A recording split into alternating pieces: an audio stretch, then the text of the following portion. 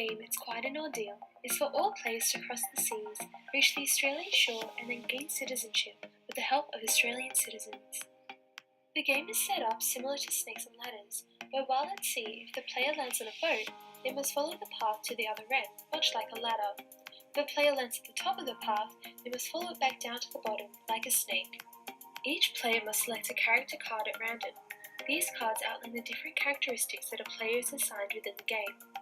The player must attempt to act in accordance with these characteristics, for example, employing the political views of a character and applying this in strategies such as forming an alliance.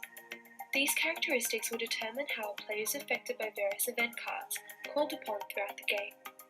The order of the game is determined by each player rolling the dice. The player with the highest number starts. This is an allusion to how refugees who have the most monetary support are able to convince people smugglers to allow them to board their boats.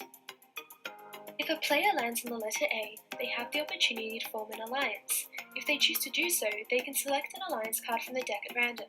However, a player can only form an alliance with one other player, which is achieved by handing the player an alliance card. This means that for the rest of the game, whenever one player in the alliance moves forwards or backwards on the board, their ally must do the same. For example, this card stated Julian's character can move up 2 lines on the board, and due to his alliance with Jingran's character, they both took advantage of this card.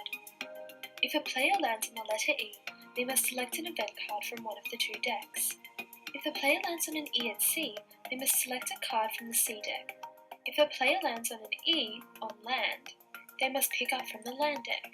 These cards reflect the current situation in Australia and can either have good implications such as progressing citizenship or negative consequences such as deferring citizenship. The boat icon represents the common Australian slang for refugees as boat people, and depending on the direction of the arrows on the board, moves players forwards or backwards in the game. The bus icon in the land section of the board also moves characters forwards or backwards in the game, depending on the direction of the arrows. When a player reaches the final square at sea, they then get to push on to the first square of Australia. The footsteps in the sand indicate the path to land. Once off the boat, refugees face a new challenge. The goal of reaching shore safely is replaced by the goal of gaining citizenship. There is a noticeable difference in the way that event cards on land alter the progress of players, for better or worse.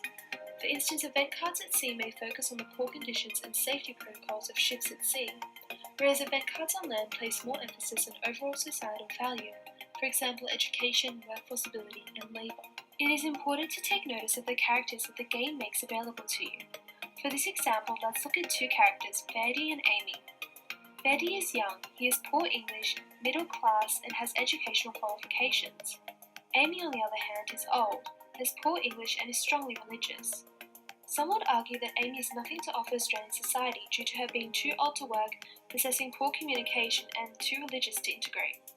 Verdi, on the other hand, is young and has educational qualifications, meaning he has much more to offer the people, although he too has poor English. Players may find it easier to win when playing with Verdi than with Amy. Event cards calling for refugees with a higher education or younger age will advance Verdi's position, whereas most cards that include the old age and strong religious characteristics will call for Amy to move back.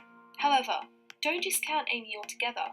Some groups believe that Australia should accept refugees of older ages to make their final years more comfortable, and also accept those with strong religious values and cultures, in order to greatly expand and enrich Australia's own multicultural identity.